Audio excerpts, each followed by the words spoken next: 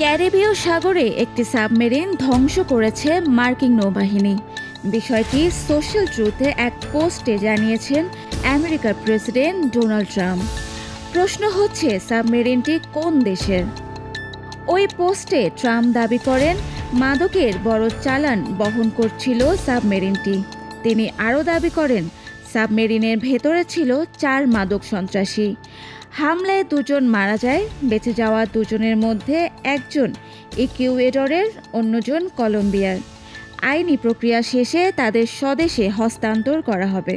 ট্রাম্পের দাবি, এ মাদকের চালান বন্দরে পৌঁছালে প্রাণ যেত প্রায় 25,000 মার্কিন নাগরিকের। এর আগে সেপ্টেম্বর মাসে মাদক চোরাচালানের অজুহাত তুলে মার্কিন সামরিক বাহিনী 5টি জাহাজের ওপর হামলা চালায়। তখন দাবি করা হয় জাহাজগুলো ছিল ভেনেজুয়েলার মাদক কারবারিদের।